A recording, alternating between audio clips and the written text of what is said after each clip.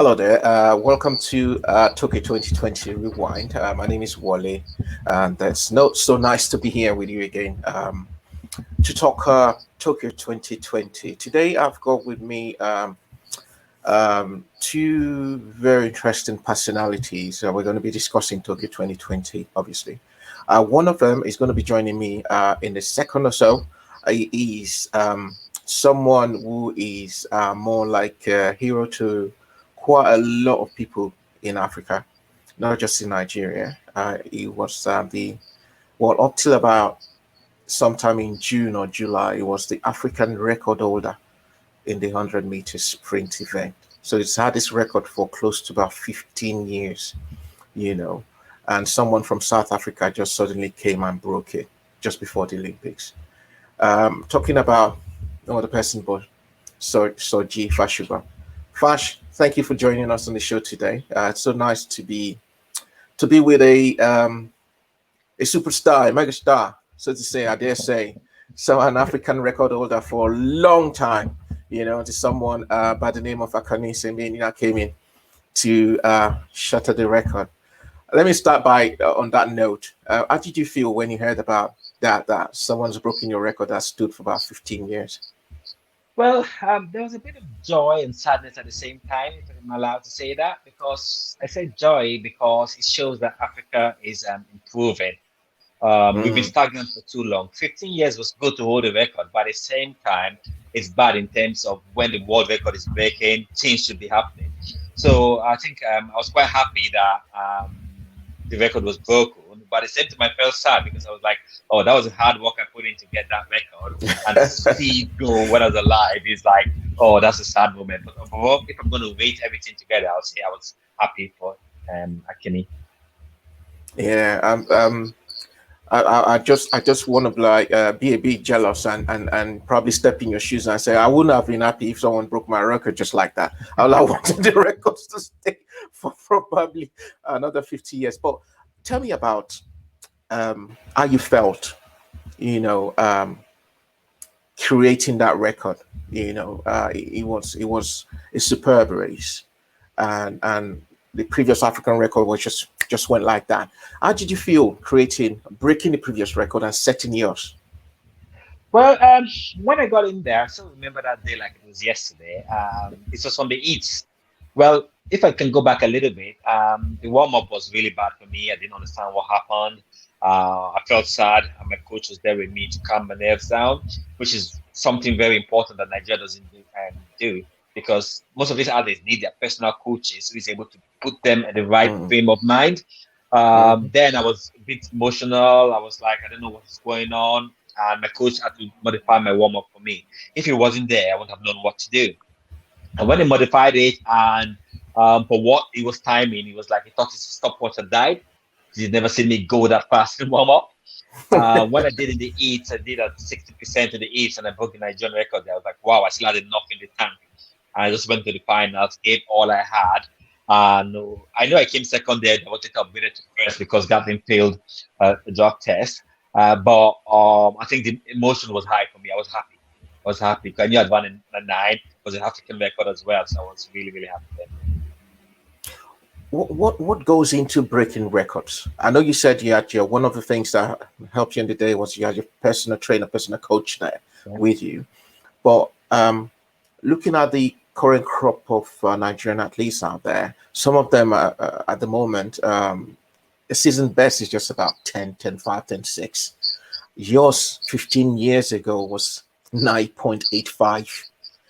So what amount of sacrifice do you put in, to first be a star athlete and then a record breaker?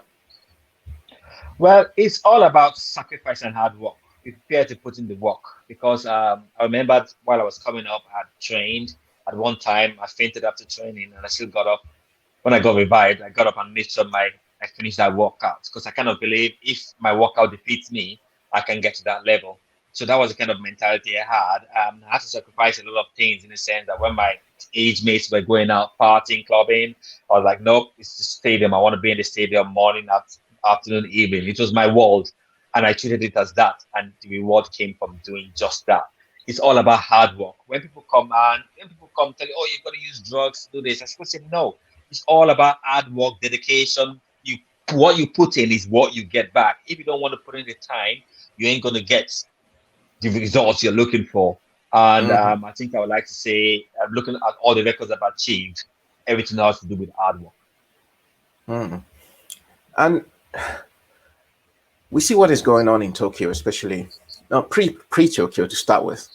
The the um the the mess created by the AFN. I want to take you back to your time when you were obviously running for Nigeria. How Yeah. was it during your days? Was it like smooth sailing? You didn't have no problems with the AFN. Everyone was like angels. You wanted the training tour. Come on, Soji, here you go. There you go. Go to wherever you want to go train and all that. So I suppose that contributed to you breaking records, right? Am I Well, wrong? if that was true, I think the world record would have been at my reach if that was true. Because I'll give you some instance. We Mm, went to the World Indoor 2 and 8 that I won. We had no tracksuit for me to celebrate with. I had to go borrow wow. one of the guys down there to use his tracksuit to celebrate. I remember when I got his Commonwealth silver medal. There was no flag. There No was no Nigerian flag. flag. No Nigerian flag for me to celebrate with. I had to run around and see the Wow. president there. She had to look for one and quickly turn to me. Even the That's not even the worst of it. In 2007 in Osaka, we had no kits to run with. So I had to bring in my Adidas, register my Adidas to run with. And funny enough, I wasn't even registered for that world in the World Outdoor. It was my manager then who said, oh, sure, but you've not been registered. He had to register me. So it's not this Wow. time of registering athletes has been way before my time. And do I see changing? Oh, no, I think all this is just it's gonna keep happening. People are gonna keep doing the same thing over and over. Why we don't let, like we always say, the Olympics is 4 years, is every 4 years. Hmm. Come the next one in 4 years' time, we will even have more problems than this. And if you look at it, and people look, oh, why are you saying bad things? But it's the truth. It's always we always have 4 years to prepare. And it always happens that at that particular time we have one problem or the other. It's sad. It's sad. So I can tell you for a fact that during my time running, if we were not as an artist, if we were not in the accommodation a day before, we were fighting for allowances that were supposed to be paid for. It's either we're trying to look what kids are we going to run in. It's I think I must say the Nigerian athletes are strong mentally Hmm. because if compared to what other countries go through, as a Nigerian athlete, being there myself, I can tell you that we go through a lot more than what other people go through. Why people should be sleeping before their races, I'm telling you, they'll be running around. No, it's sad. It's very sad. And you went all through all this, and some of your compatriots that back then will say, you know what, I've had enough of you guys. I'm going to the next country that calls me up to come and run for them. And you did it. What was your push? What was your motivation to do all that? I still had that faith in me. I still had that faith in me then, that things will change. Because I had a stubborn mind, if I could put it that way. I had a stubborn mind, and I had a belief that I can change everything, and I worked hard. So I was like, let my record speak for me, and things will Mm, happen. Unfortunately, that didn't come to pass, but the long run, I could say I achieved a lot with little that I got. In the sense that if I look at my world indoor medals, the first African and only African to have won that. I just lost the African record, which was there for 15 years. I've got a Commonwealth silver medal. I've got an Olympic bronze medal. So when I look back into those times, will I change anything? Not really. Would I have gotten mm, far than what I had done if I had left? The answer would definitely be a yes. I'm not going to deny about wow. that. But as I said, I'm happy. My kids in the UK, hopefully they pick up from where I didn't continue, from where I stopped. And any discussions about? I know we're just digressing a bit out of what we're talking about. Any discussions about them probably running for Nigeria in the distant future? If they pick up any sports, or Well, I would like to say I would have left that to that choice, but it's got to be you either pick a nice place where you're comfortable or you pick the fire.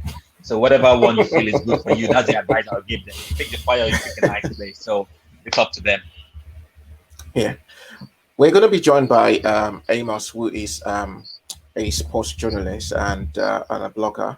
who obviously knows quite a lot about what we're talking about. But before we do that, Vash, Yeah. have you been following the Olympics? I know that's a silly question, and I know why I'm asking that question. Oh So, yeah, I have been following it. Funny enough, I've been following other sports like gymnastics. I even saw one horse dressage. I don't know why I was watching that, but I think athletics is my main game, and that's what I've been following it gradually. so far, what's been your take on Nigeria's performance overboard? So far, no medals there. Instead of the medals, what we've been experiencing are defeats after defeat, then a show of shame that obviously climaxed yesterday. Well, the way I look at it is, our athletes are the best out there to me. In my world, this is what we've got now. We're the best, but it's like having a Ferrari and you want to start fixing it with a Peugeot parts. Hmm, That's what we are, and still hoping for a performance for a Ferrari. That's hmm, where we are at the moment now. So whatever medal we get, I don't think the country should even feel that they had any hand in helping those athletes to get there. That's just the way I look at it. Because those athletes have had to, during the fight between the federation, they've had to try and block that out. During this embarrassment we have in the Olympics, they had to try and block that out. Because I can tell you, the athletes would have gone down there, and when they heard that news, they would start panicking. Oh my God, am I the one that's been knocked out? That takes a lot of the athletes mentally. So now we're not telling our athletes to go to the track and focus. How can they focus when the people that were meant to protect them, we've been fighting ourselves trying to get the right people in place.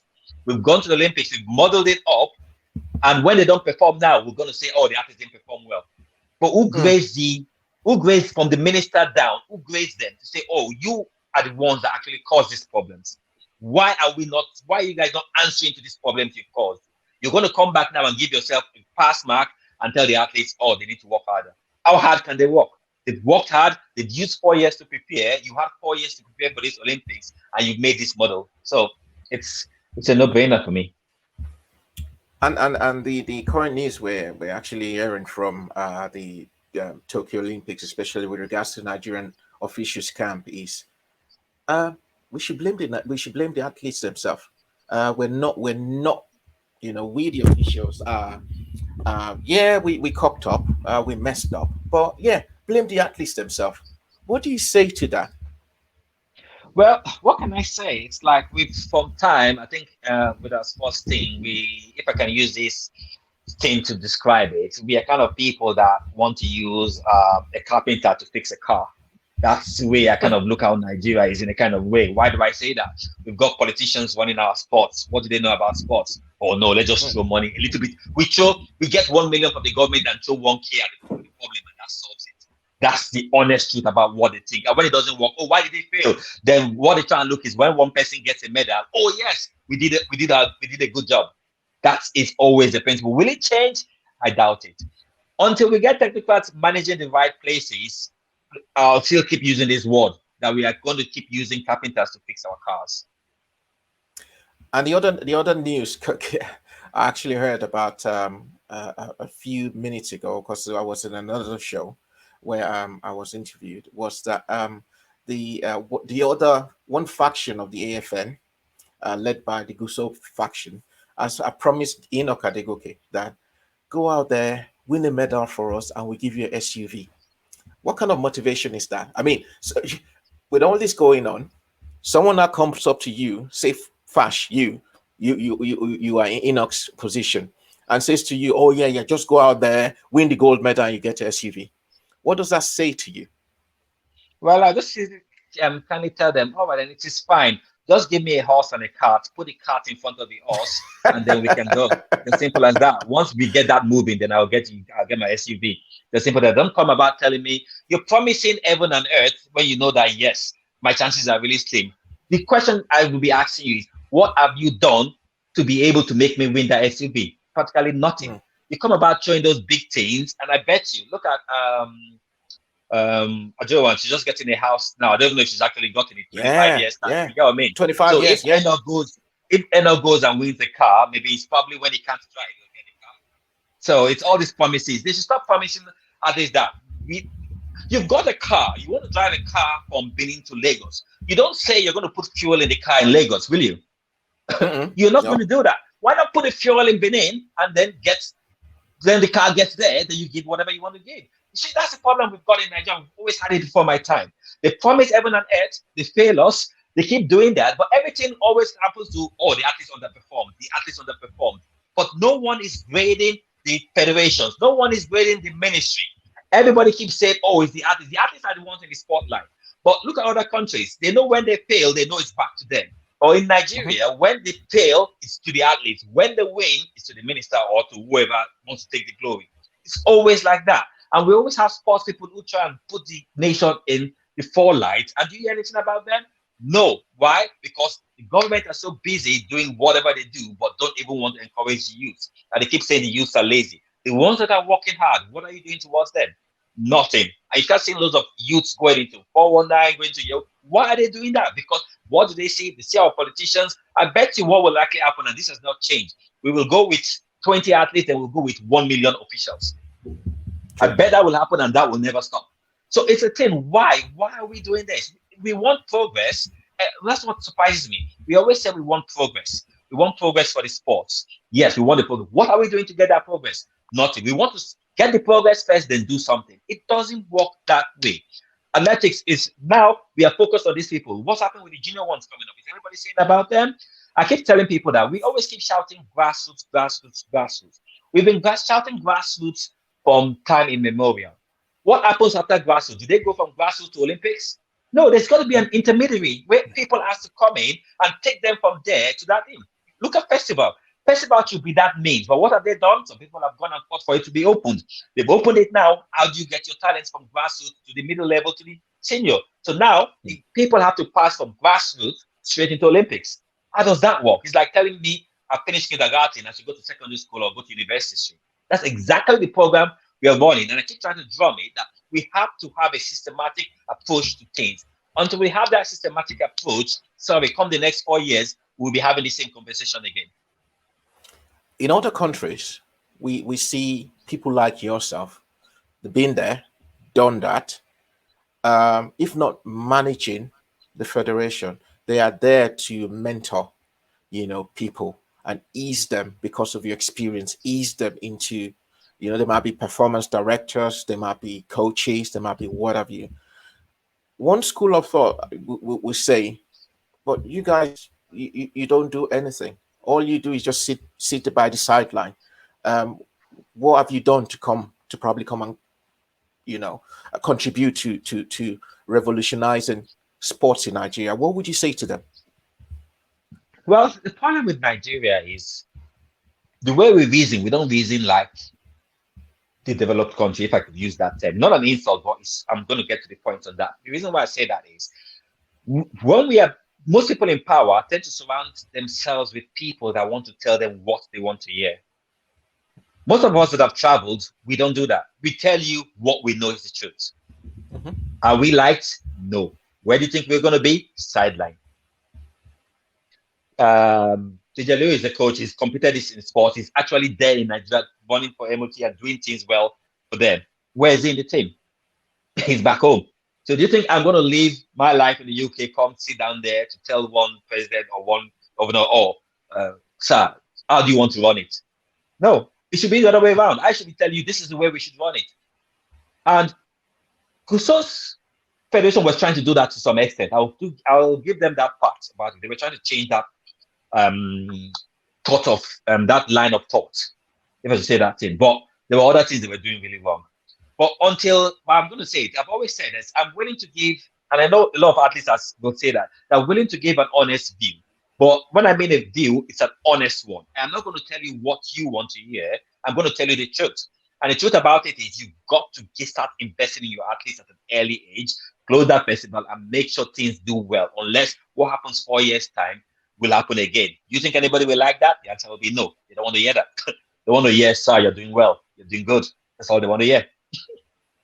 And obviously, this minister that is there has got one or two former um, former greats there with him.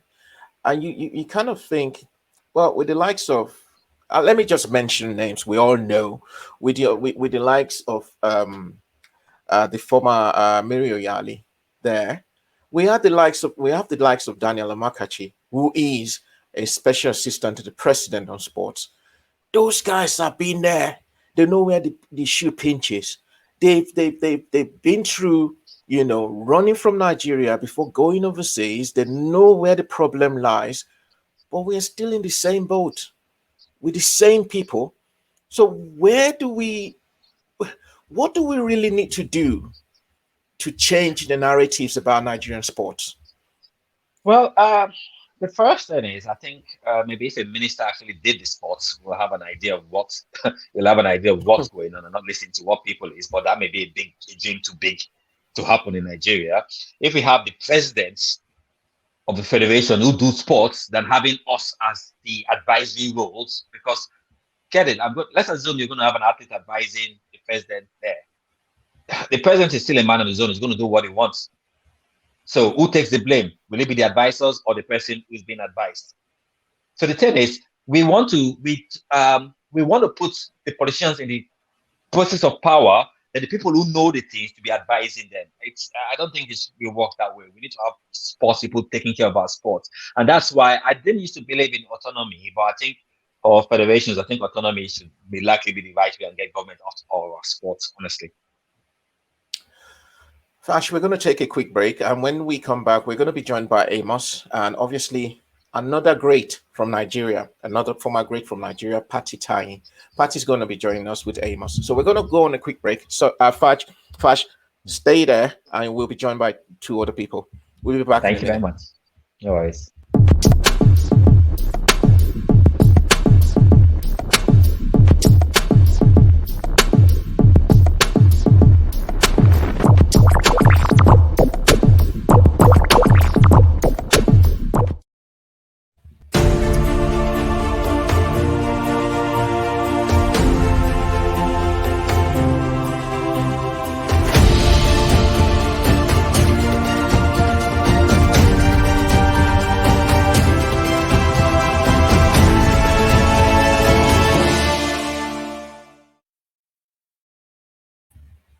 Welcome back to the show. It's the Tokyo 2020 Rewind, and I've been talking with Soji Fasuba, who is former African record holder, 100 meters.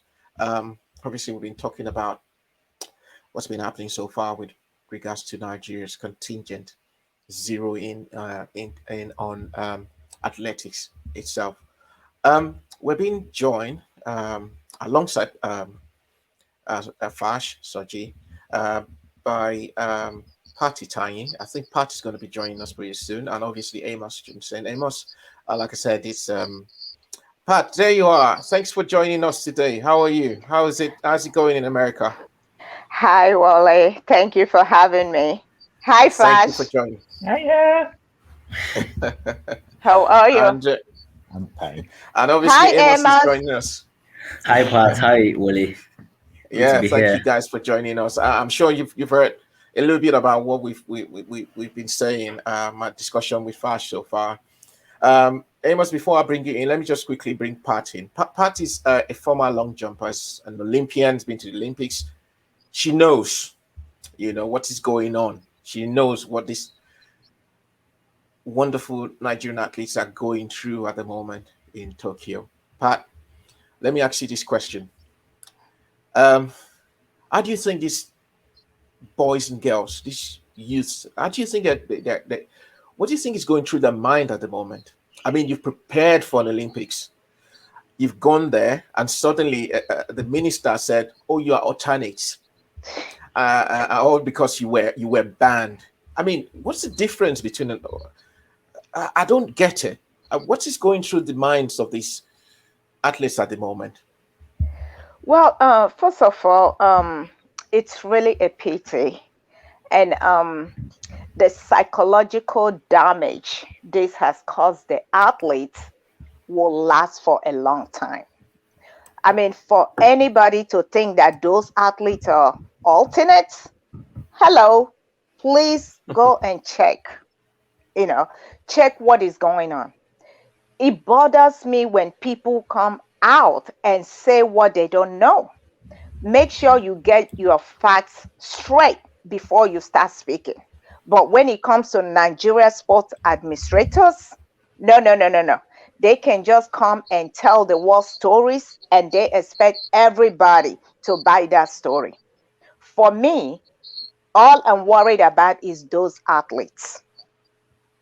They need to make sure those athletes are mentally sound because Mm. this kind of thing can, you know, it's going to last for a long time. So I feel sorry for these athletes and I don't even know what to say. I don't know what to say. I'm telling you, I don't know what to say because, like Fash said, we have been through it. We have been Mm. through it. And this is, it continues to happen. And nobody does anything. People are not being held accountable. It happened in 2012. It happened in 2016. So it's like, okay, this is what has happened this Olympics. Next Olympics, something else is going to happen. Drama never stops with Nigeria. So you don't blame the athletes. Don't blame the athletes. Blame the incompetent officials that we have. That's all I have to say. Pat, Amos, sorry, before I come to you, I just want to ask Pat this question. As I obviously asked Fash the same question. Pat, during your time, especially when you went to the Summer Olympics in 2000, how was it for you? Did you have to go through all this Oh, nonsense? oh yeah. Especially, Fash mentioned some very ridiculous things that happened during that time. Imagine you are in the competition. You don't have kits. You don't have the Nigerian flag, and you expect them to win. So when they win, what do you expect them to celebrate with? Were you even talking about winning? They will even frustrate you before you get there. I will never forget 2000 and Olympics. I was removed from the team for no just reason. Wow. I was in training camp in Mauritius. Okay, the information we got was call the travel agent, and I called the travel agent, and the travel agent confirmed that my name is on the list and everything. Then I started hearing rumors that, oh, I tested positive. And I'm like, where is this coming from? Or I'm not on the list. So then I started, going crazy, like, what is going on? I called the NOC Secretary General, who told me that I need to, he didn't even understand what is going on. He just said to me, no, you have accreditation, you qualified, everything. I was so confused. I didn't know what was going on. And mind you, I was in training camp in Mauritius. I didn't understand what was going on, you know. So somebody was kind enough from that camp they were in Adelaide to tell me what was going on, that I was removed, that I've been removed from the team. I'm like, what? Then I have to go call the DG, by name Dr. Amos Adamo. When I called him, he asked me, where are you? I said, I'm in camp in Mauritius. And he said, does your federation know where you are? I say, yes, I have a letter. That's it. I have a letter. But they told him that they don't know where I am. You understand? So you can imagine what was going through my mind and all those things that I've worked so hard to qualify for Olympics, and somebody is going to take that away from me because they want to put somebody, one of their athletes that did not even meet the standard. So Wow. those kind of things is very, very dramatic for athletes. When representing Nigeria is paying a price. I'm telling you, you know, and it hurts me to see all these athletes going through this painful experience. I mean, this is something that will last for a long time. I Amos, hope some of them will just get, psychological help. They need it, and they need it now. Amos, as a sports journalist, and you've seen all these things happening, how do you report issues like this? I mean, this is unprecedented. Have you ever seen an Olympics where um, um, um, athletes decide to protest, not because of anything they've done wrong, but because of some incompetent officials who, through their negligence and what have you, have created this mess for these Olympians? I mean, it's quite unfortunate that I had to witness this show of shame. I have never experienced this sort of embarrassment in my life, in my whole life. I know I'm not that old, but in my whole life, I've never heard any country athletes come out to protest what is going about what has happened to them as a result of the irresponsibility of some of their administrators back home.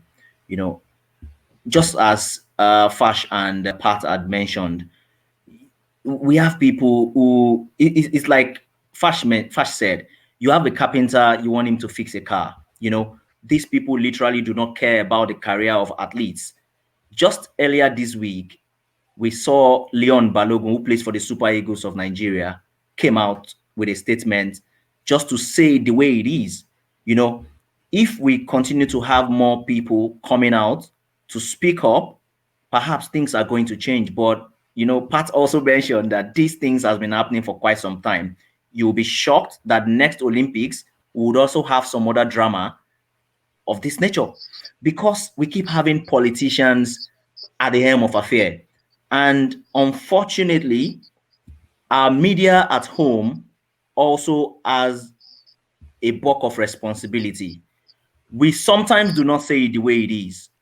I woke up to the news, or I woke up to Blessing Okagbare's tweets, and then I was forced to put up the article I wrote, the opinion piece I wrote about this, that this is a disgrace. But you still find these people in administration, they want to lie. They say these athletes are alternate athletes. How dare you refer to them as alternate athletes?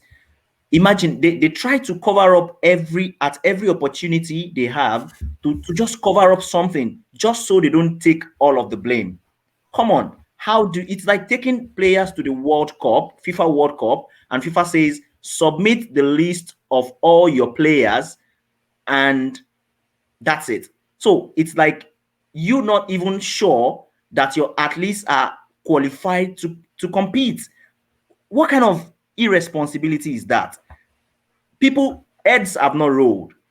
We're only seeing statements, one-sided or tilted statements from the AFN, from the ministry, people writing PR releases. I'm like, what's going on here?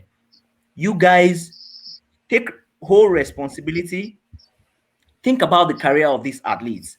It takes another 4 or 5 years. We don't know what is going to happen. With COVID, we now understand that anything can happen, right? It took 6 years or thereabout for us to have this 2021 Olympics or 2020 Olympics, as some will say. But we don't know how long again it will take these guys to come back to the Olympics. And some of them a lot of things will happen along the way. An opportunity to write their names in gold, or an opportunity to partake of a global event, they've been denied of that chance.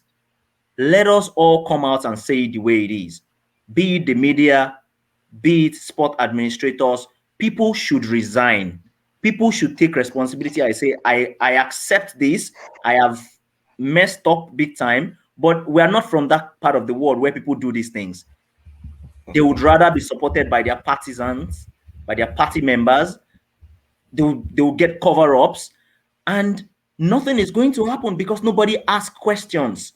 Nobody says, oh, who is in charge of these things? In Nigeria, in the Nigerian Premier League, you hear people, clubs, players are yellow carded, and the clubs do not take account of those yellow cards. These things are funny. Ordinary Excel spreadsheets would monitor these things. Like, the basics slip off our fingers. How do you lose count on these things? How do you not fix these knots? How do you not tie these bolts, right? These things are just basics. Just ensure that the athletes know, oh, now we want to blame it on the athletes and say, oh, why are you guys protesting? I saw one journalist tweeted to say, oh, the athletes, they are embarrassing the country Who by, yeah, who it's on is that Twitter. journalist, please? Please, who And is I'm that? and I'm like, oh my God, why are you doing this? Are you blaming the athletes for taking to the streets for they've just been denied a chance of a lifetime. Some of them might not be in the Olympics anymore. Some of them might not have this opportunity anymore. Injury would happen. You know how sport is. Nobody knows what's going to happen. You might be training and then you trip and then you get injured. You know, Hmm. and then you are saying that they don't have a right to protest. That's a shame. Let's Fash, take the Please, ways. no, please, Fash, Amos, do you know the journalist? Please, I need to know who that is. Pat, Of we course, are I going to do. talk. Pat, I'm going to ask you, Fash, before I get to Pat again. Um, all these issues of witch hunt and what have you. Um, we've looked at this athletes now protest, and obviously it's easy to pinpoint who the leaders of these protests are. Do you see a situation where these guys are going to be witch hunted and probably, in quotes now, dealt with? Just like we've seen in the past. But do you still think this continuing, this trend continuing, especially with regards to this protest? Well, if I want to say if it was during my time, I would say yes, definitely this will happen. Why did I say during my time? Because Facebook and all those things were not there. So what will happen is you Hmm. protest and you go back to the back and they'll quickly do that now. But in this new day and age, they will try to do the witch hunt because I don't think they know Facebook and things people say. And most of us will come out and talk and things like that. For a fact, I do know that yes, it's going to happen. There'll be witch hunt and most of those artists are going to be penalized. But what they can stand by is we, the ex-artists, are going to stand by them and come out and still say the truth. Because you know what? They can't penalize us and we will stay on the side of the athletes. And Pat, you've heard what Fashi said about this witch hunting. What do the athletes now do when this comes up?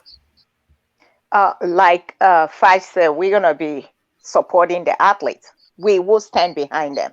This kind of thing will not and should not be happening to them because they have every right to speak. When something is not going right, you have to speak out. You as a parent, don't you encourage your children to speak out? You Mhm. understand? If you don't want to, if you don't want them to embarrass you, then you do the right thing. You understand? So if you're not doing the right thing, they're going to embarrass you. You put yourself in that position. They did not ask for that. They didn't. So anybody thinking that they're going to penalize this athlete, they better think twice Hmm. because we're not going to let them, stand by themselves. We're going to stand behind them and we will support them.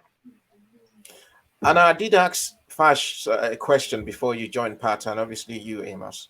I said to Fash, I said, "You guys are like you've been there, you've done that. You're on the sidelines. You're looking at everything that's happening in Nigerian sports. Do you try to reach out to those in authorities, sporting authorities, and probably provide some advice, one or two advice to them, especially with regards to this issue?" Because the feel I got was that some of you probably were in the know that this was going to happen, and some of you actually tried to get in touch with the sports minister, who decided not to return your calls, or probably decided to say, what do these people know about sports? Okay, that's the thing. We try, but when people think that maybe you have an agenda, you know, I, I live here, I don't work for nobody. I don't answer to them. So all I'm trying to do is just, hey, to help. If you feel you don't want to, talk to me, if I'm trying to reach out to you, it's on you. You understand? It's not on me. But we are doing what we can, helping our athletes. That's all we can do. Give them all the support they need. So things like this is on them to answer now. It's not. I don't work. I don't work in that federation. So it's them. I don't work in the ministry. Is their load to carry now? So Amos, the Olympic continues. Protests, embarrassment, whatever you want to call it, is still ongoing. And obviously, the IOC is not going to stop the Olympics because of Nigeria. Okay, exactly. So, Certainly. so where do we go from here? Fash has already mentioned that there's no way what has happened is not going to affect all these athletes. We saw Aruna Quadri come out emphatically and said, "You guys, you think I can just come here and then decide to say, all right, I want to win the gold in table tennis, when you, the coach, that my coach, yeah, that trained me up to where I am, you left him back in Nigeria." So and Fash also mentioned that when he was about to break his record, he had his personal trainer, personal coach with him. So then, where do we go from here? What's going to happen to these remaining 13 that are going to compete? I know Blessing has done well today. Grace Nwokocha has done well today. Um, that's just in the East. So what happens next? I mean, earlier today we saw the basketball team, the Tigress. We saw how they fell to France. You know, you could tell that the motivation is not so, the spirit is down. You know, I'm not making excuses for them right now, but you could tell even from Blessing's race, when she finished that race, she, you can't feel that joy, and that tells you that these guys are humans. They just can't thank, snap it off. thank you, They just can't snap off and say, "Oh, no, this has not happened." No way. thank you, There's no way. thank These you. guys are friends. They've got their friends. It's like I'm in SS2 and then my friend fails and then I get promoted and I won't be sad for that moment. You know, that's how Thank it you. is. That is just how it is. So whatever it is that happens, you know, we admit that the Olympics is not going to end just because of Nigeria. We can't ask too much of them. We just cannot ask too much of them. Whatever happens, whatever height they are able to attain, if they are able to have a podium finish, that's our fate for 2021. And then going forward, we can only expect better preparations, better administrations. You know, the problem is even beyond, it's not something that could be fixed in a hurry. You know, we are more concerned with politics than the administering the game itself. That is the major problem. You know, the house is already divided. There is, you understand that in the AFN there are different factions. All these things are laughable. In basketball, there's not been a league. These issues have just been there for years. You know, these things have to be resolved for us to have better presentation when the tournaments come proper. There is not going to be any magic. We're not going to have any magic if we don't fix those things back home. So the first step is for us to fix our administration, and then the process of recruiting our athletes. We're never going to get it right if we don't go back to basics. Going back to basics means fix the administrative part and then have a structure.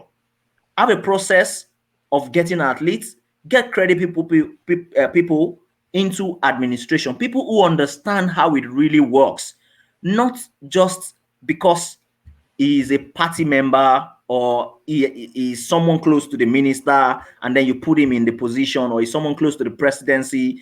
Those things are not going to help us on the long run. They're not going to help. You made mention of Daniel Amokachi being close to the minister and then some other people close to the minister, but are they able to advise the minister on the right things? Are they able to make outright decision? Are they able to suggest to the minister and then the minister accepts it? Those are questions that needs to be ticked, that needs to be answered. You know, are these guys are they going to listen to them in the first place? So it goes beyond appointing people. Why should you appoint people who you are not going to allow a room to operate? It makes no sense at the end of the day. It makes absolute no sense. So whatever happens at Tokyo, it's our fate. But unfortunately, the athletes will live with this memory for a very long time, a very, very long time, and things are not going to change instantly. That's the reality. Fashion Pat, you guys have been in the game for a long time, and you both of you have you've mentioned what you went through years ago. I'm not talking about 5 years ago, 10 years ago, 15, 20 years, you know, that you went through. Are these things fixable? Can we ever exit this, for lack of any word, nonsense that would be true? I mean, we've got administrations, we've got AFN presidents of our board, ministers, and what have you. Can we fix it? Is it fixable? Or should we just go with the flow? You know what? I don't know. I don't know. I can't really say. If I tell you I have hope, I don't know. I can't say that because I said that like 10, 15 years ago. I can't come. This is 2021. I'm telling you I have hope. When is that hope gonna be? No. I don't know. Fash, you can go. Well, I Fash. can't. well, in my point of view, if you'd asked me this question 15 years ago, I'd have tell you no. Reason being is we didn't have things like social media that we can show the weakness of these people. But because we've got social media now that we can show the weakness of these people, except when they want to start banning the media not to speak about it, then yes, I believe we have hope. Because all we can do is all the top people come out there and keep talking, keep talking. When they close Facebook, we go to Instagram. They close Instagram, we go into whatever system we can find. And when we keep talking, for sure it's going to get to someone's ear and they're going to say enough is enough. So I think that's the only way we can. So I believe there's hope. May not be now, may not be even the next Olympics, but at some point it's going to get to a point where maybe when the officials don't have accreditation to go into the games village, then things will start changing. Yeah, and you know the funniest thing is none of these people they don't have shame. No, no. None of them they don't have shame to resign.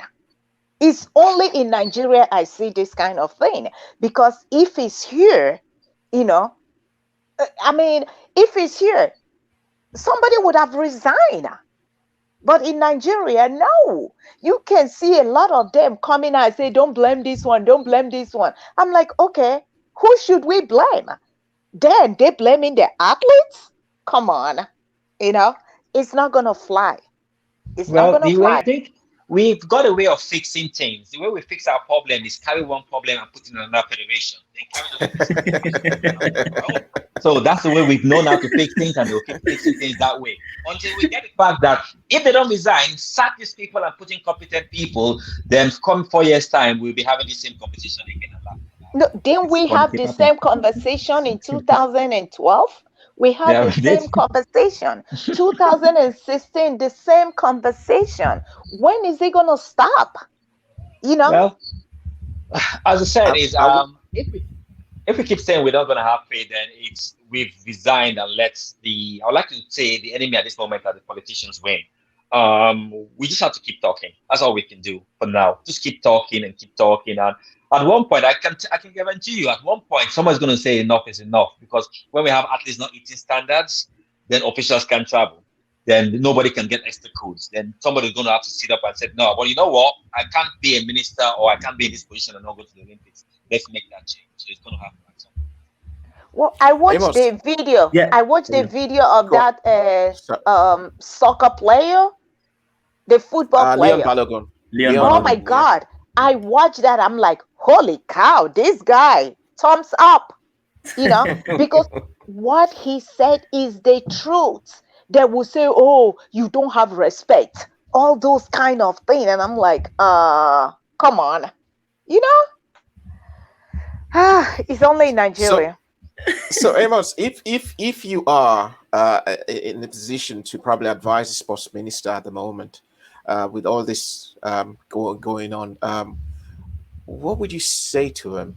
How would you advise him to bring these athletes back into the fold? Because like like I said, I was in the previous program before this one, and my take was, we should say some of these athletes, even if they're not injured, if Bahrain or probably Kuwait or Oman call them and say, come on, race for me, and who says they can't go?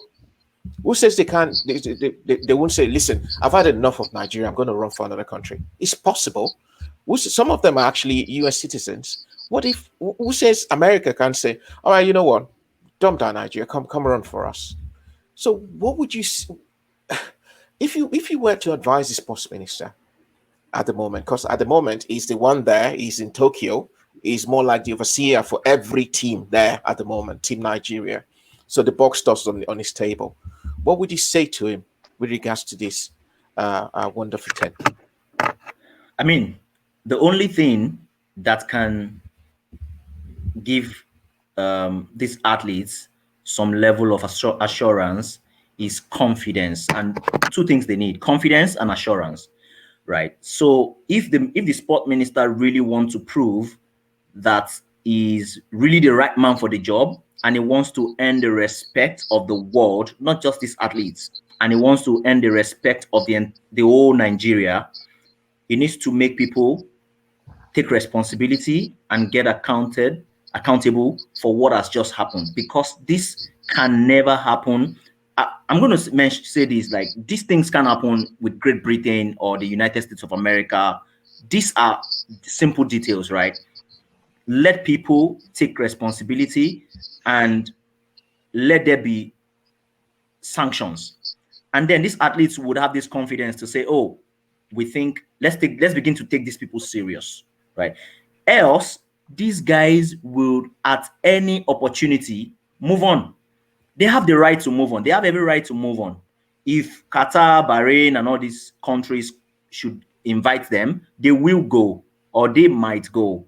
But for us to assure these guys, these athletes, that don't worry, we're solidly behind you. I saw one of the press releases today from the AFN, and they say, oh, we're going to stand by these athletes. They made a promise that they're going to stand by them, which is fine. Those are mere words. But when actions, we need the minister to put action to words, not just words. Don't just come on TV or on paper and put words. No way. Let those words speak. And then these guys would have those confidence and say, okay, we think something is going to happen. Imagine, this is Pat, this is Fash. These guys have been there back years ago. They've been there, and the same thing is still happening. Nothing has changed. So how are they going to be sure that next year or in 2 years' time, there's not going to be a repetition? So my only advice to the minister would be, put words to action. Let people see the results of your words. Let people be sure that, hey, there is indeed a new person at the helm. Let us see action, not just words.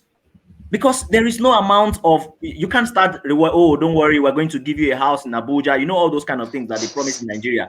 No, that's not what they want. They are not suffering.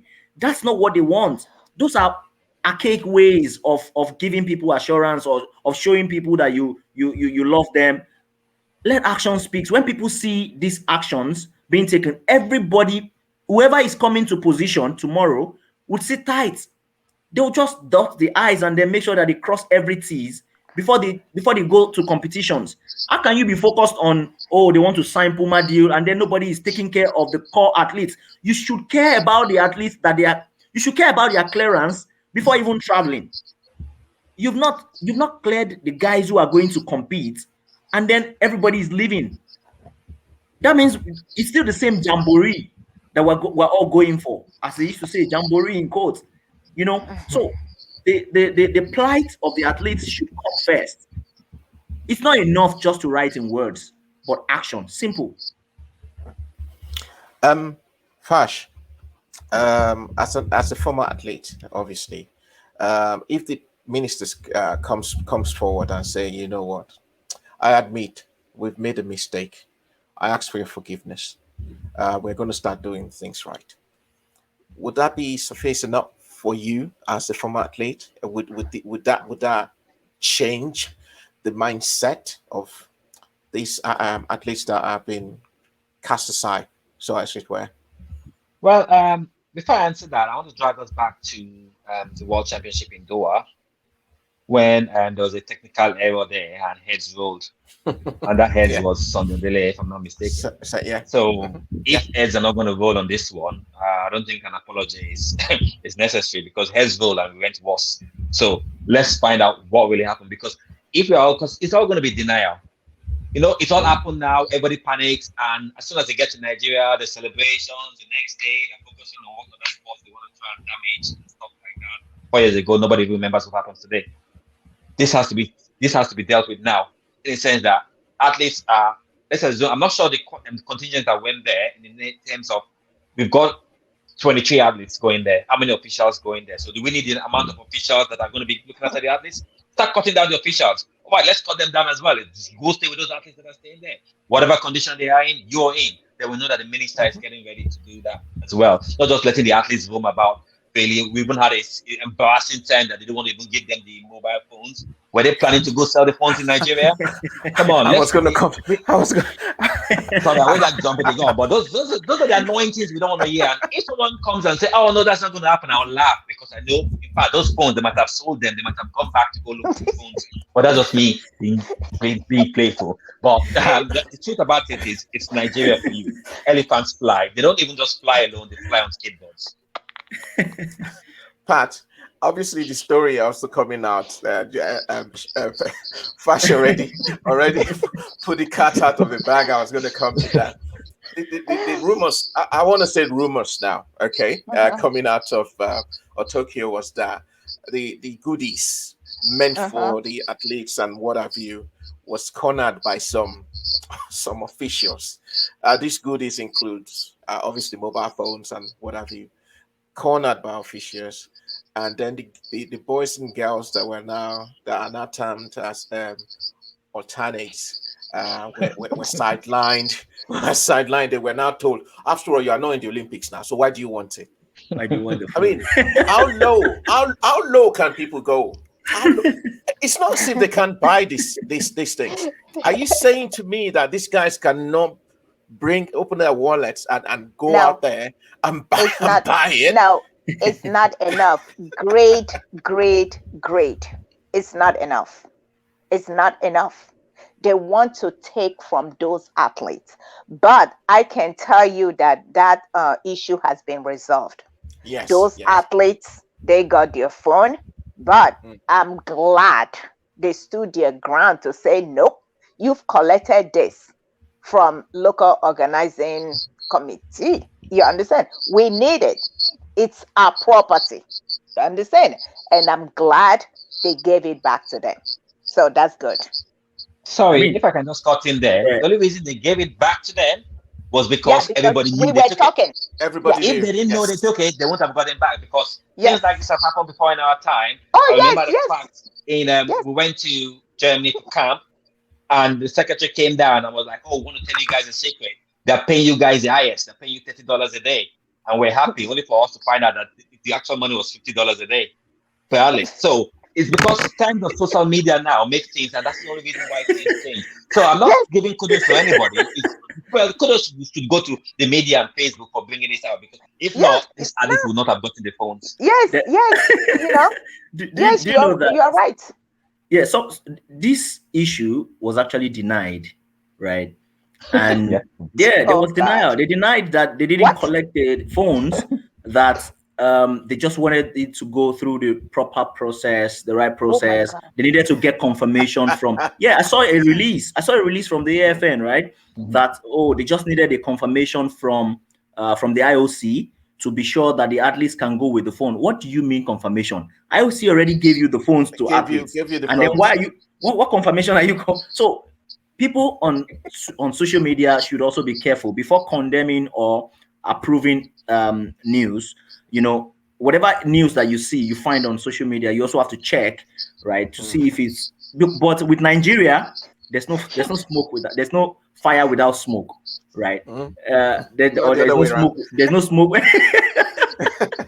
Honestly, anything can happen. Imagine what Fash just said. There's no water without fire, because anything can happen in Nigeria. Sorry about that, but I just have to say that.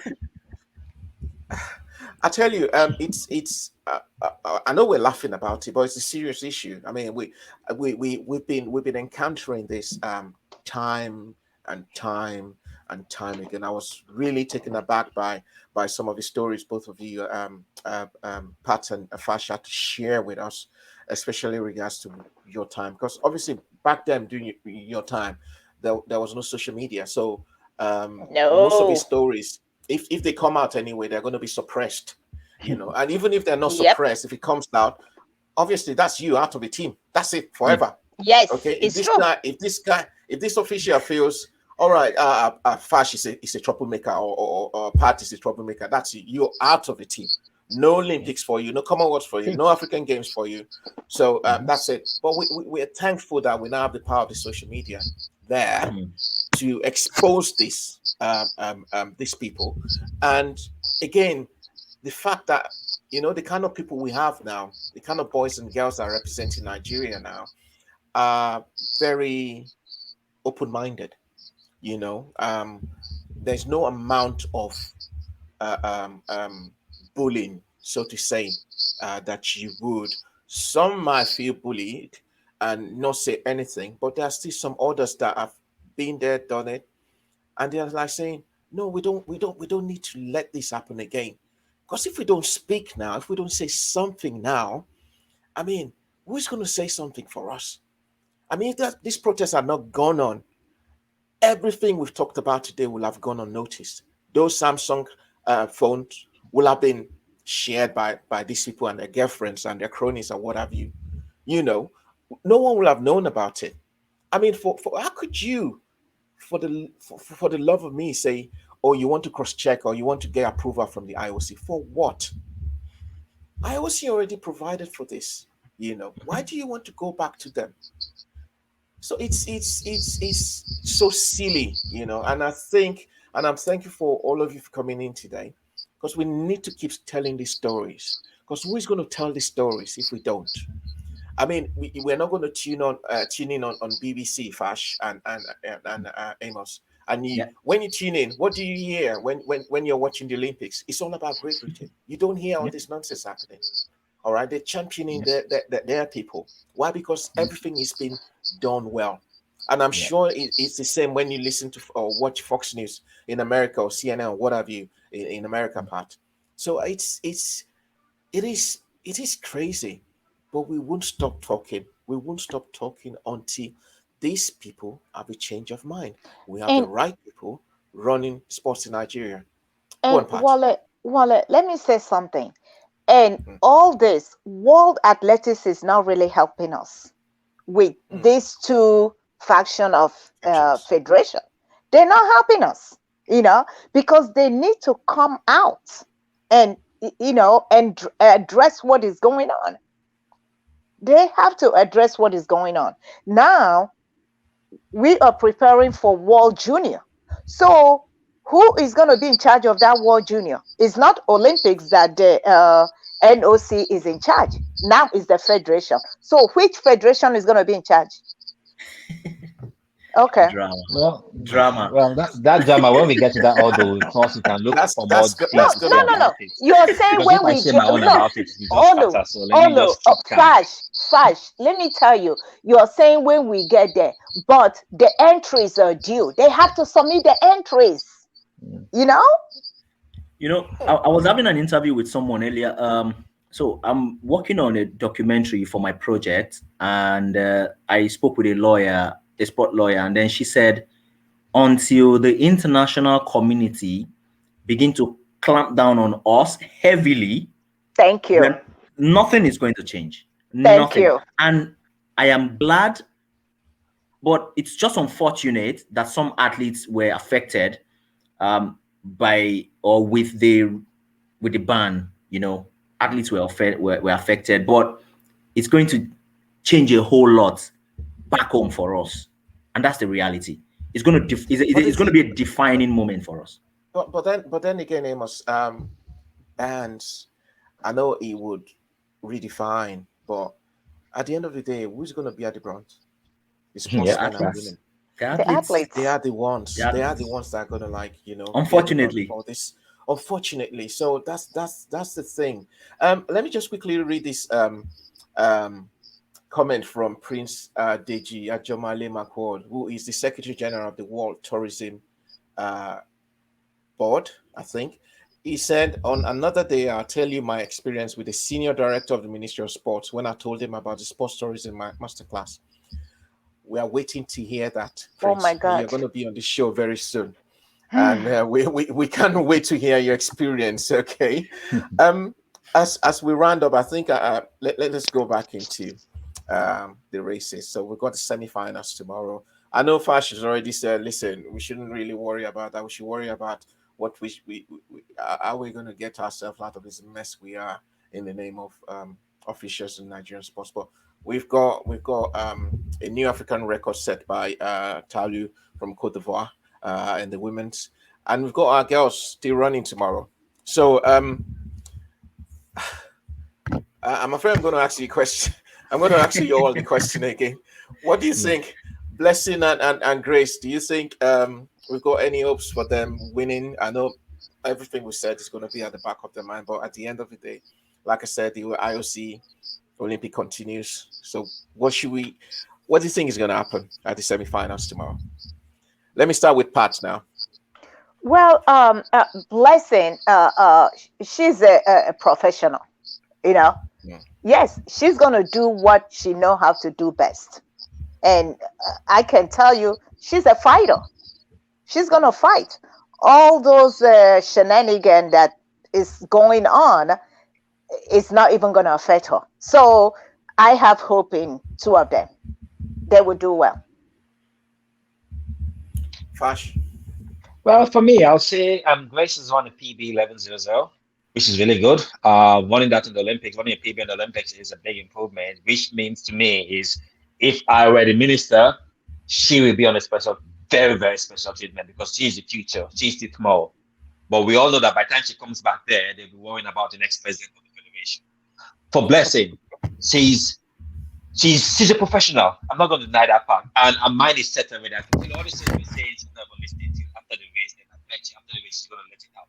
So I see her doing really well. And I know she's in a strong semi-finals. And I think she could sneak in. It's a tough race for her. Once she can pass that mentally and get to the final. Ron Koche could likely also as well. Has a bit harder. But she just needs to have that mind. I'm not sure who our coaches are there because our coaches probably be fighting over the phones at the moment now because I bet not really our own personal coach, but more the national coaches that are meant to be going with her because that's all they're good at doing and stuff like that. So, but what she needs to do is, if I were her, get a coach, stay more with her coach, avoid the national people, stay with her coach, learn more from her coach. Don't let people start trying to mix Gary and Eba or Gary and Beans together for her now. Stay with her personal coach. Let's start doing the best thing that she can do. That's what I can say about the winner. Amos. I mean, I said earlier, well, we can't put too much pressure on our athletes at this point in time, so we can only expect or hope that they come out with their best, provided they are able to raise their head above whatever it is that has happened. She's got a very strong semi-final, just as Fash has mentioned. Look at the category, the people that she's going to be racing with. These are also strong people who are also able to finish in front. But I think she's got what it takes. She's a professional. She has seen it before. She has been to she has won. Winning is already a part of her, so we expect that she's going to come good tomorrow. Hopefully, by this time tomorrow we'll be celebrating something to cheer because we already have this at the back of our mind that athletics will always do something for us. Our hope athletics is one of the imagine from about 25 medals, athletics has about 13 in the history of the Olympics. So that tells you that we always have good people, strong people who've got character and they've got a mind of their own. They are a force on their own, So that's the kind of person that she is. Look at what she did today. That tells you that she's able to do it. So we put all of our confidence in her and we expect that she turns up tomorrow. And I would want to put everyone said somewhere. Now I want to ask you this question. Despite everything's happened, how many medals do you think Nigeria is going to come up with at this Olympics? Amos, let me start with you first. How many medals do you think we're gonna get out of this Olympics? Honestly, our hope of medals have been depleted. But I think we can still do good with at least we should come out in the races. We should come up with some medals. I'm not sure. I'm not so sure. I can't tell, but I'll leave it to the professionals. Okay, Pat. Thank how you. many medals are we coming out? Thank you, Wale, and thank you, Amos. I'm telling you, I really have hope. Maybe in track and field, I'm just going to tell you track and field, maybe two medals. I don't know what that is. I have no clue, but two. Fash. Well, I think I'm already reading your mind, Fash, but let me let you say it. Well, I've been calculating with the kind of preparations they've made. I'm going to use that kind of preparation as well to predict medals, because they would have probably told the president maybe 50 medals or something like that. But if I want to be realistic, I'll say I'm going to say roughly about two in for athletics as well. But bearing in mind with what has happened now, it could reduce, because I'm not sure, I'm not there physically to see the pressure of what they're going through or not. But I think I'll just do a bit of calculation and say 5. Wow. You say how many? 5 in the old sports. 5? Well, if Nigeria is allowed to make those kind of mistakes, I'm surely allowed to make my own kind of mistakes as well. I'm just trying to imagine where those medals are going to come from, really. Fash is talking like a politician now. You're talking like a politician. Oh my God, Fash, I did not expect that from you. See, I still have the Nigerian blood in me. We have that preparation skills that we can put water in our cars in front of Ferrari. So I still have it in me, and I'm not letting that go. I mean, don't worry, Fash. When that 5 medals are there in the kits in the bags, I'm going to call you back in. We can pray. The minister said we should pray, right? We can pray. Hold on. Are you telling me that other countries don't pray? No, the minister said we should pray. It's fine. We'll pray. See. Pat, I'll have to intersect with you. You know, the way we pray in Africa is really different from the way the Europeans and the Americans do. Exactly. So we pray and we actually see miracles, although we Our don't. prayers can work wonders. We see them. So that's what's going to happen. It's been a pleasure. It's been a pleasure talking to you guys. I mean, I'm really honored talking to superstars. Thank you, Amos, for coming onto the show. Hopefully, we get you back on the show again so we can talk more about Tokyo 2020. When next we call on you, you'll be there to hear the call.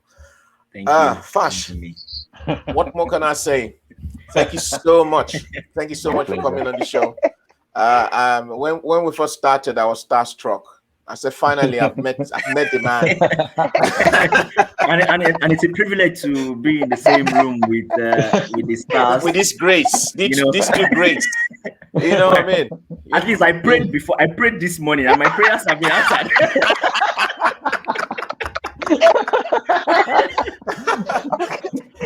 Look at Nigeria. Look at Nigeria, man. And Pat, thank you so much for coming on the show. Thank you so much. I know we usually talk a lot on the phone, so we will keep talking, and hopefully everything we talked about today, someone somewhere is watching, and on a serious note, someone is probably taking notes. I'm probably learning a lesson or two from what you guys have said today, and hopefully we'll see a change in what our psyche and the way we run sports in Nigeria, and hopefully one day all of you will come back.